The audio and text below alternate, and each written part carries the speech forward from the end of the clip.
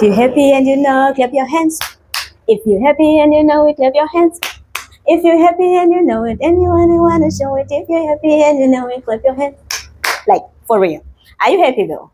Are you happy though? Like, how many of us sang that song and we clapped our hands, but we really were not happy?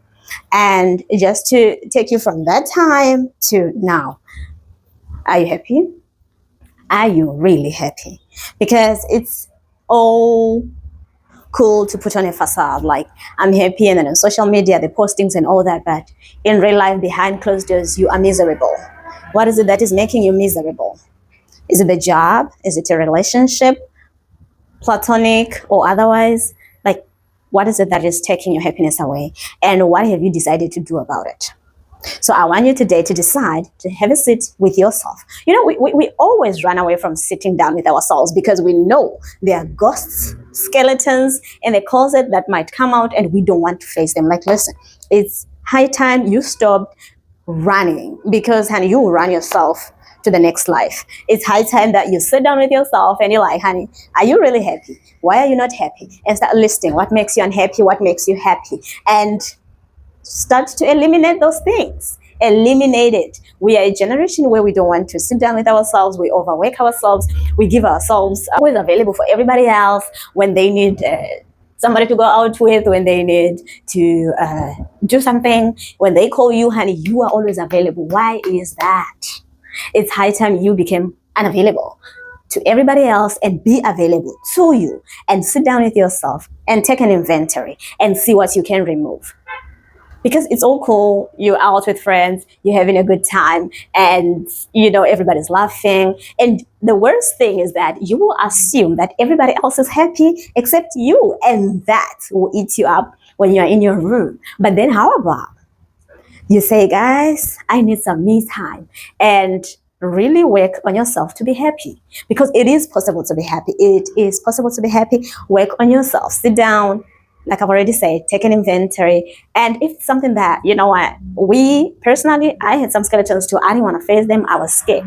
But when I got help from outside, I had a life coach coaching me, and that's when I realized, okay, how damaged I really was, because I didn't really think I was damaged, because normally we say, okay, time heals, but time doesn't really heal. What happens is that you have a lot of stuff happening, and good and bad piling up, and after a while that breakup, that pain, that mama was unavailable and dada was unavailable, or that bullying you went through at school, it looks like it doesn't matter anymore, but in your subconscious it does matter, because you realize that there are some things that are happening now in your adult life, or are happening now in your new relationship, or when people are talking to you, that are triggering you. And you wonder, I thought this happened many years ago. I thought I forgave them. I don't mind. I don't worry about it. It's, you know, we were children, but children are real mean. And you can't run away from what happened to you. You can't run away from the fact that you were hurt, even if you were 7, even if you were 5, even if you were 3, that divorce happened. And you're like, oh no, I was very young. It doesn't matter. My mama or that single parent took care of me very well. So there is nothing else that I'm struggling with.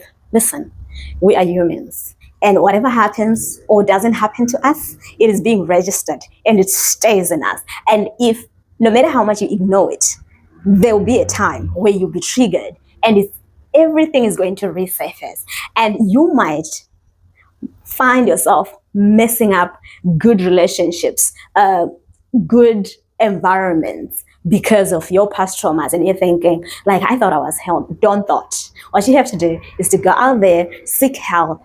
Like, listen, your girl, she's a coach, and you can reach out at very affordable prices, because we have to find out how you grew up, who was there, who wasn't there, and how did that affect you? How is that affecting your work, your job, your career, your new relationships that you are, your friendships, and wake you, because you might find out you are in toxic place because you grew up in that, and you are, whether knowingly or unknowingly, you are programmed to function well in dysfunction.